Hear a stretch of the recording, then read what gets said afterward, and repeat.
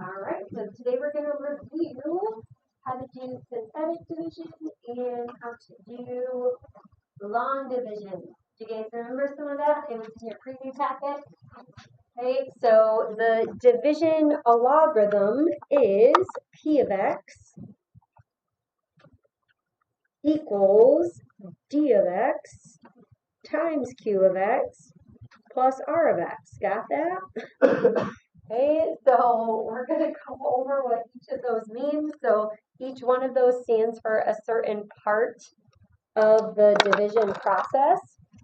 So when you're dividing, do you guys remember what this value underneath is called? No, that's the one on the top. The top is the quotient. So that's Q of X is the quotient. Yep, the dividend, good. So the dividend, that is your P of X. Okay, and then, yep, what you're dividing by is the divisor. And that is what they call D of X. And then what do you guys think R of X is? Yep.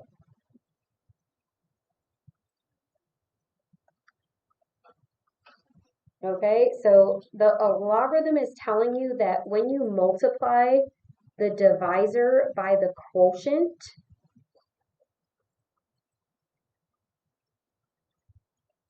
okay, when you multiply those together and then add in the remainder, that is equal to the dividend. So this is how you could check it. Okay, so these have to be multiplied together. You have to add it to the remainder. Okay, and that's your logarithm. When you are writing out your answers, though, we're going to write them in the alternate form. Okay, so the alternate form is Q of X plus R of X over D of X. Okay, which is the way that you should have written them out last year as well. You do the quotient plus the remainder over the divisor. Okay, so when we're writing our answers today, when you're writing them out, you are going to be writing them in this alternate form. Okay, so we're going to divide using long division. I put just some steps here to help you understand what you're thinking about. Okay, that's not something that you have to do. It's just more so to help you if you're getting stuck. So when you set this up, the dividend is what you have on top, 8x cubed minus 3x squared plus 2x minus 1.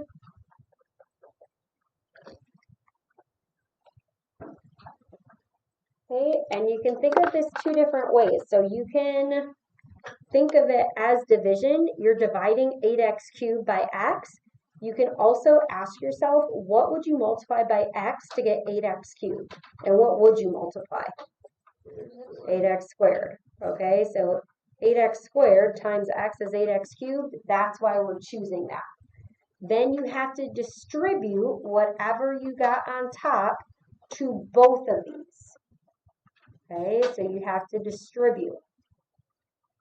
So when you multiply, you should get the exact same thing here.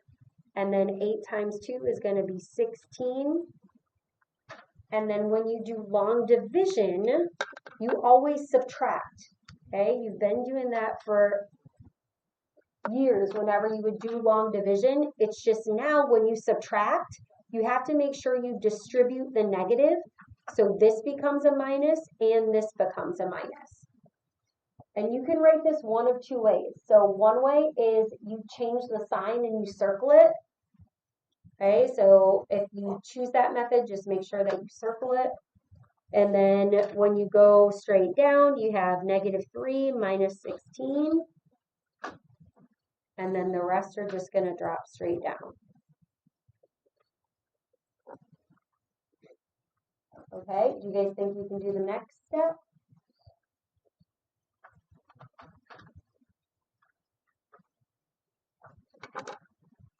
So you're going to change your signs and then you either add or subtract.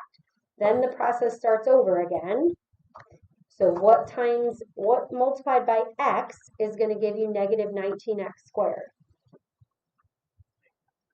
negative 19x. So that's what you're going to put here.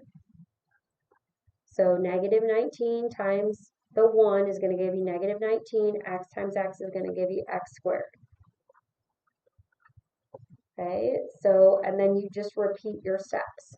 So you have negative 19x squared, and then you distribute to the negative 2 to get negative 38. And then I'm going to show you the other way that you can write this. So some of you might just like to write the minus outside of the parentheses, and you can subtract in your head. That's fine. But minus a negative is really plus, so that's going to cancel. 2 minus negative 38 is going to be added, so this is going to be 40x. And then you drop down the negative 1. So I prefer this way just because that's easier for me. Some of you might prefer to do this. If you are using the negative on the outside, just make sure you put your parentheses there. Okay, and then again, you keep going. So 40x divided by x is 40. So plus 40. And then do you guys want to try the last step if you haven't already?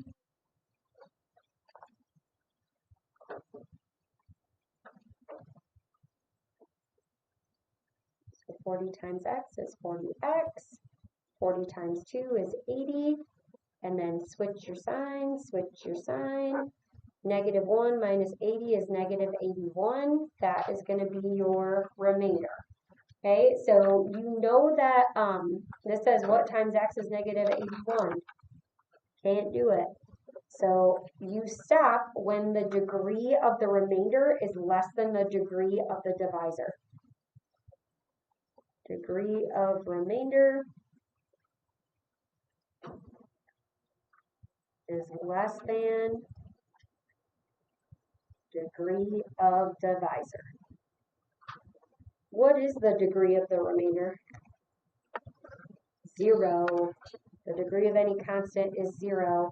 The degree of the divisor is 1. Okay, so when this degree is less than that of the divisor, you know that you have to stop. And then you're going to write your solution in alternate form. So you're going to take the quotient, the 8x squared minus 19x plus 40, and then you're going to add the remainder to it. Or if it's negative, you can do minus 81. You can also do plus a negative 81. I wouldn't mark that wrong. And then your divisor is x plus 2. So that is going to be your solution.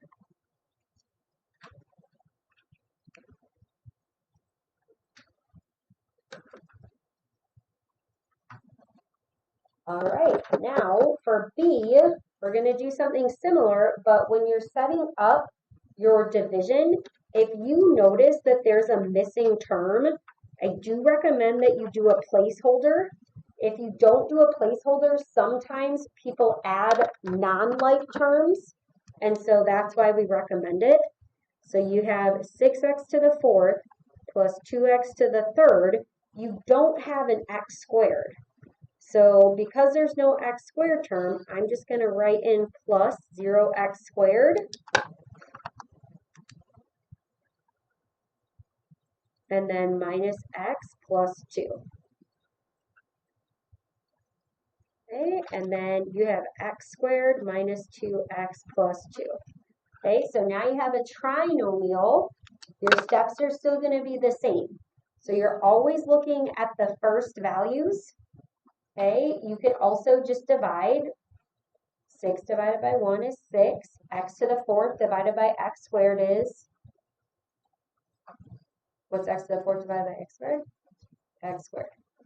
Okay, so I want you to distribute and then write that underneath.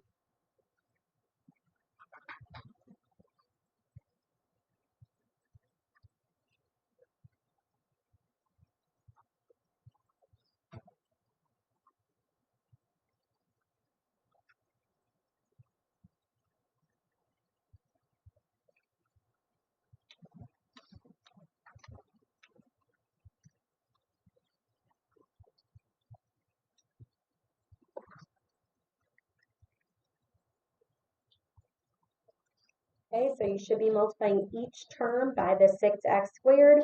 I like to, say 6 times -2, that's my -12. X times x squared is going to be x cubed.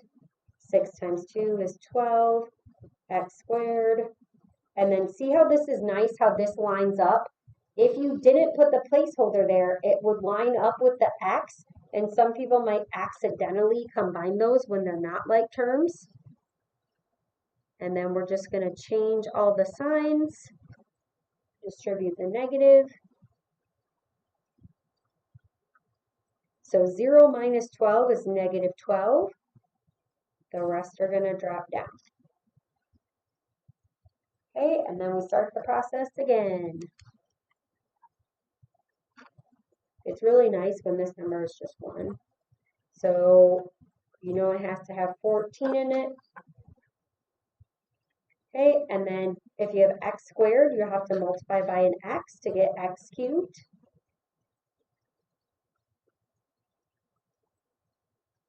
Okay, and then we're going to distribute. So you have 14x cubed minus 28x squared plus 28x, and then we switch our signs. So it's usually the sign switching that gets people. Okay, so just try to slow it down. Okay, so 28 minus 12 is going to give you 16x squared. -1 minus 28 is -29. Okay, and then the degrees are the same now, so I can do this again. So I'm multiplying everything by 16. Okay, so this will be -32x plus 32. And then don't forget to do the switches.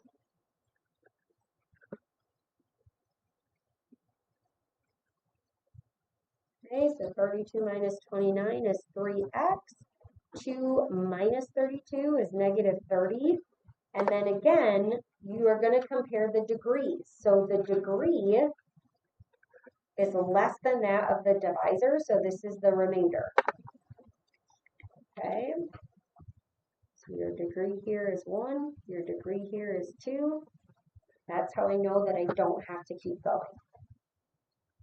Okay, so then when you're writing your final answer, you'll have 6x squared plus 14x plus 16 plus, and then you have 3x minus 30 over x squared minus 2x plus 2. Okay, so last year I don't think you did any where you had to divide a quartic by a quadratic.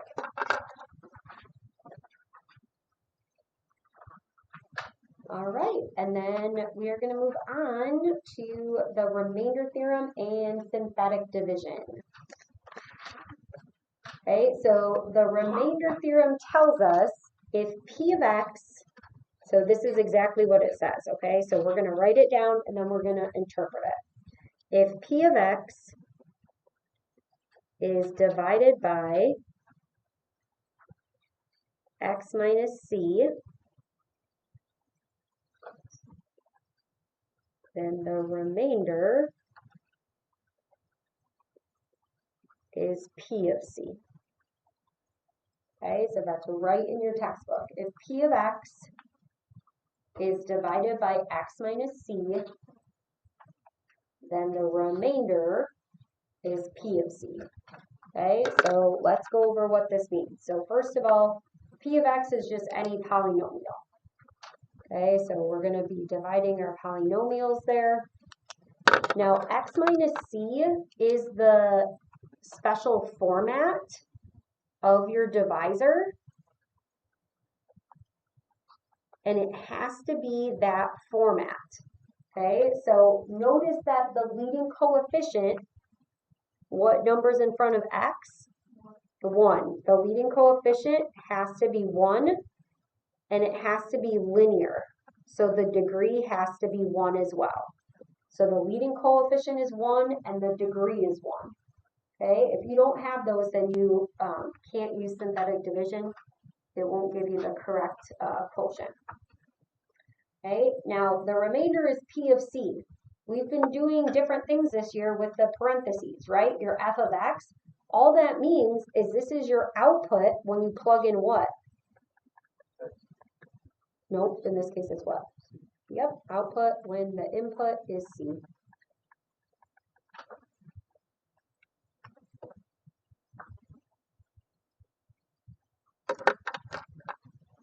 Okay, so when you have to divide, like if you ever have a choice of when you can use synthetic division versus long division, if you have x minus c form, I'm just going to give you some examples. Could be like x minus 1 or x plus 3. Those are good examples. If those are your divisors, then you can use synthetic division. Okay. Most students like the synthetic division better, but there's always a couple that like the long division. Okay, the ones that are not in that form, okay, are going to be like 2x minus 1 because the coefficient isn't 1. Okay, or if you have x squared plus 1, if you have the power of 2, then you would want to use a long division. Okay, so for example 2, you are going to be using synthetic division and the remainder theorem to divide. And you can only use synthetic division when it is in the form x minus c, where c is a constant.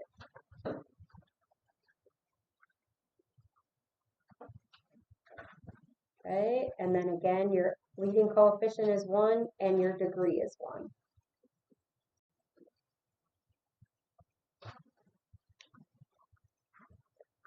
We are still going to write our solution in the alternate form. Did the synthetic come back to you when you guys were doing your preview packet? Okay, so the one thing you do have to watch out for when you're doing synthetic division is you are going to have to use placeholders, and that's going to be something important. So the first thing you want to do when you are doing synthetic division, if they give you a divisor, x minus 3, you're going to set d of x equal to 0, and you're going to solve.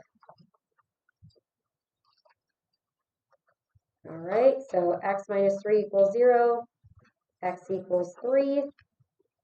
Okay, that's your first step. Okay, then when you're doing synthetic division,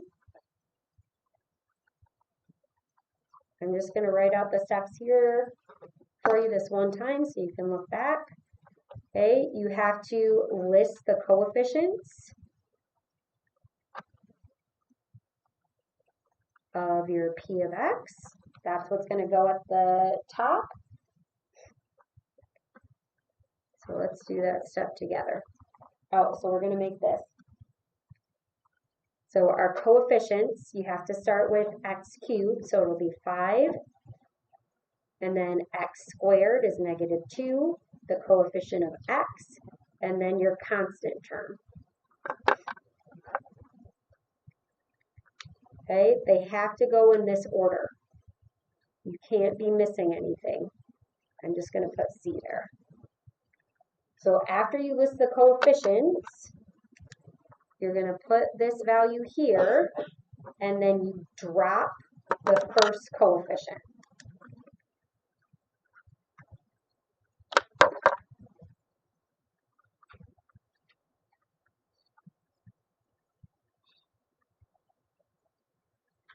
Okay, so I dropped the 5 here. Okay, and then the last thing is you are going to multiply. Oh, I guess I made this 3 and 4. So multiply by divisor, put in column,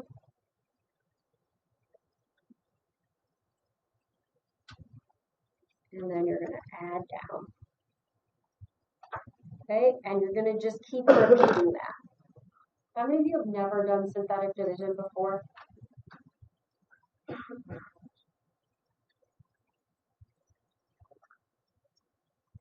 Okay, so 5 times 3 is 15. 15 plus negative 2, 13. 13 times 3, 39. 40. Don't dare raise your hand, Tristan.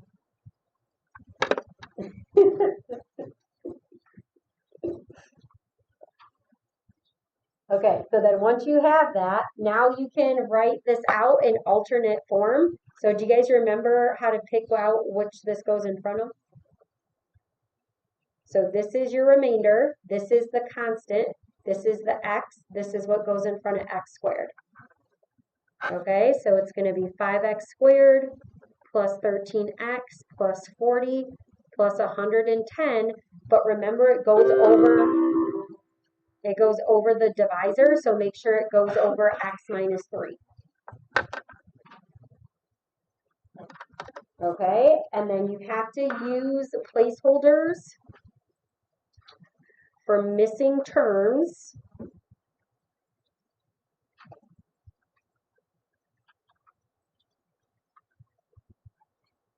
Including constants. So if it's missing the constant, you need to put your 0 there. Okay, so I want you to set up B and then we'll check it.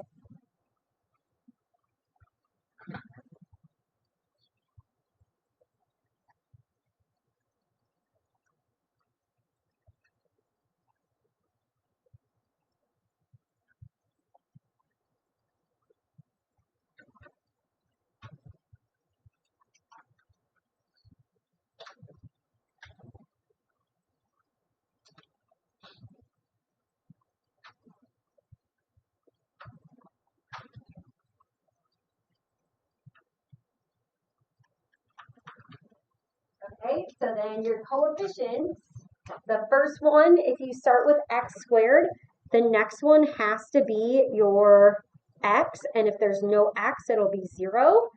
And then notice they gave this to you in a different format. So instead of giving you the d of x equals, they gave you the constant. So if they just give you the constant term, okay, then you can put your negative 5 here. Okay, so if they give you the value of c,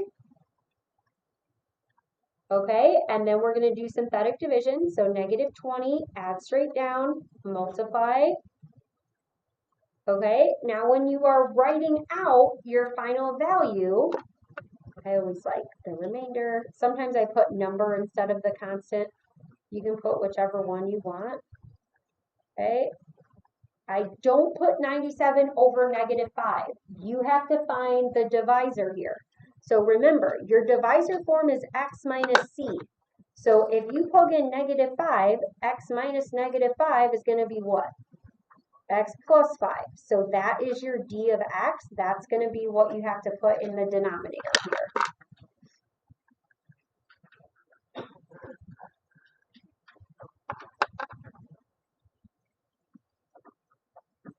Okay, and then another way that we can use the remainder theorem is to evaluate for a number. So instead of like plugging it in and doing all the orders of operations, you can set up synthetic division and it will tell you what your output is. Okay, so we're going to evaluate P of 1/2. So that's our P of C. We're going to use synthetic division to do it. Okay, so your C value is 1/2.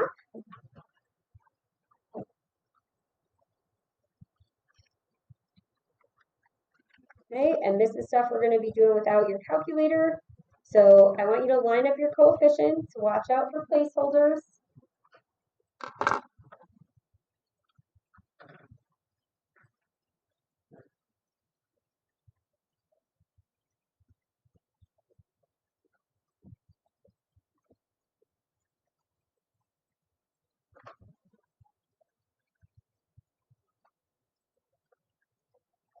All right, and then double check yours with mine. So the first one was x to the fourth. There's no x cubed, so I have a 0. I have -3 for x squared. I have 3/4 for x, and then there's no constant term. So you have to put both placeholders in there, okay? And then we're going to drop the first one. So when you're multiplying by a half, you just say, what's half of 2? What's half of 2? 1, and then add straight down, okay? If you want, for this one, -3 plus a half is just -2.5. You can write that and then change it into a mixed number. So -2.5 is -5/2. You guys remember how to do that quickly or no? One of your faces says no. So, okay, so you're just going to multiply, right? What's 2 times 2? 4. 4 plus 1? 5, yep. And the reason why you'll want it like this is so you can multiply fractions. So when you multiply fractions, you multiply the top by the top. So -5 times 1 is -5. 2 times 2 is 4. And then look how nice that is. See how we have common denominators already? Yeah, so 3 minus 5 is -2. So it's -2/4, and that reduces to -1/2. So it's -1/2 times 1/2. -1/4. And that's your remainder. So this is your number, your x squared, your x cubed. Okay, but for this one, you don't have to write this out because you're evaluating. So that's a little bit different.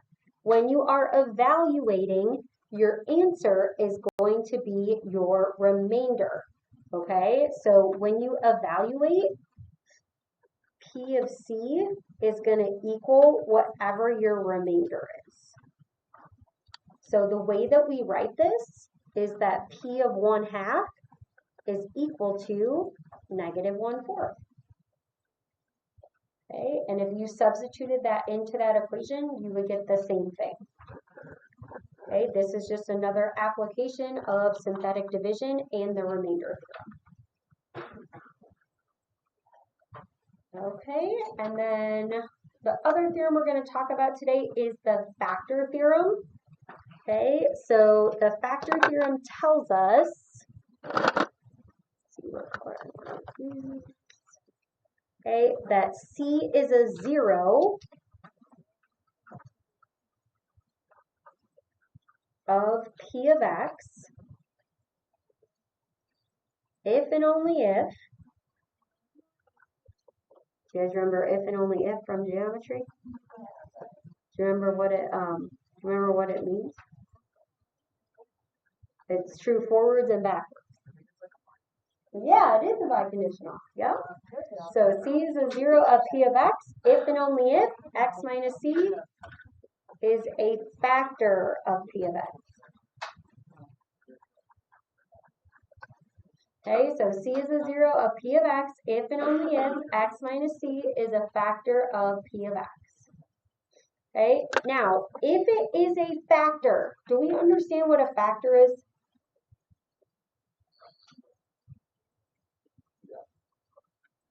Well, do any of you think you could tell me what it is? A factor? Yeah. What you get X minus A. What you get when you what? Oh yeah, so when it's something that divides into something else evenly. Anna, what were you gonna say? I was gonna say this.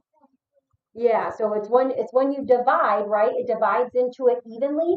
So what would the remainder be if it divides into it evenly? 0. Okay, so if it is a factor,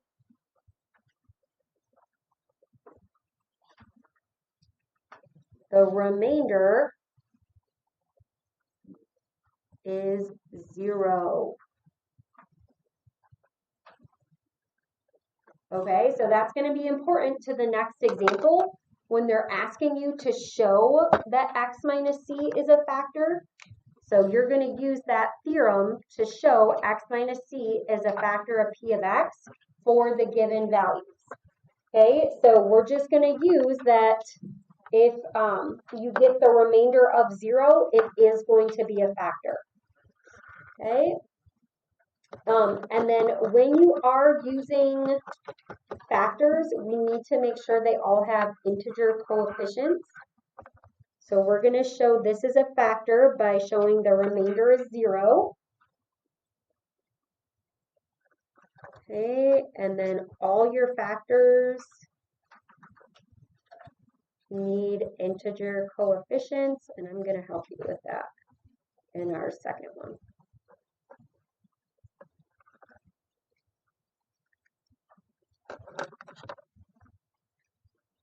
All right, so we're going to set up synthetic division. So they gave us the C value, so your C value is 3.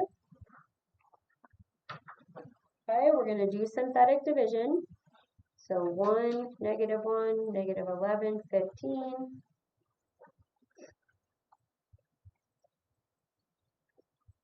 Okay, and then for these, they're telling you that you need to show it, so you should get your remainder of 0.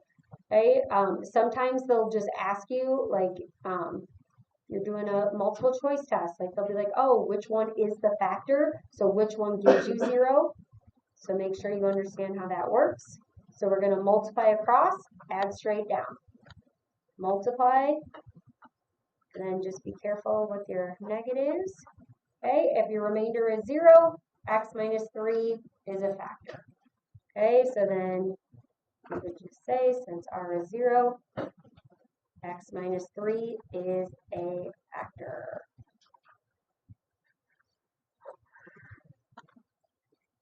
Okay, so again, if you have the 3, the factor is x minus 3. Okay, so do I have an integer coefficient? Yes, integer, integer. Okay, so integers mean you're not going to have what? Fractions. Okay, so we're going to do synthetic division with 1/3 and -2. So I'm going to have you set this up. So we'll do the 1/3. -2.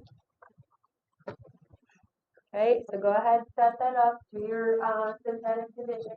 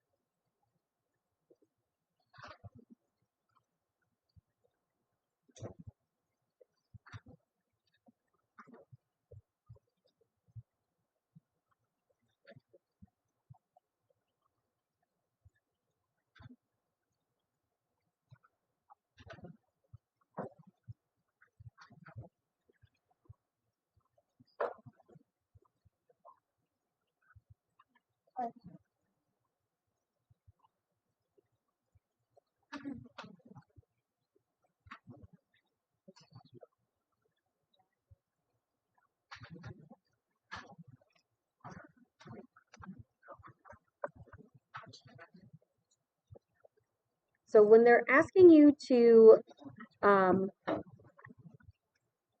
show that it is a factor, you know that you should be getting 0. So if you're not, okay, that should be a big clue that we got to check it. When you have something like 1/3, are you guys thinking of it as multiplying or dividing by 3? Both, okay. So 3 divided by 3 is 1, then you get 0. 0 times anything is 0. 21 divided by 3, 7, so -7. You can divide by 3 again. Okay, so we know that it is going to be a factor.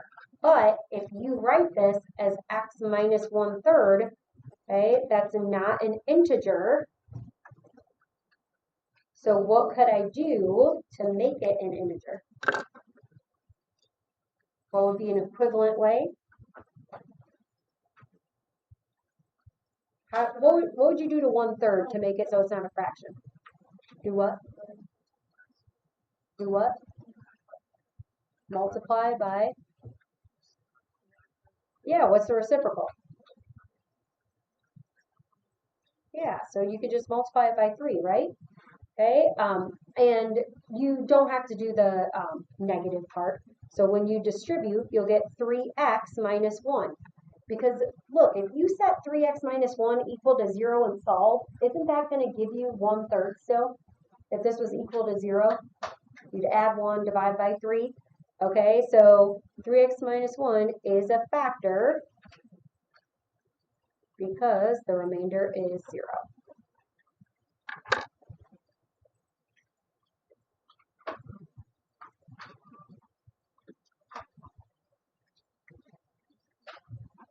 Okay, and then with the second one, just check to make sure you have the same values that I do. Yay. Okay, and then for this one, your factor is x plus 2. So minus a negative is going to be plus. Can we look? Oh, yeah. Yes. All right. So just make sure you're writing out your solutions in alternate form. I really feel like that's what you're going to be doing anyway. Okay.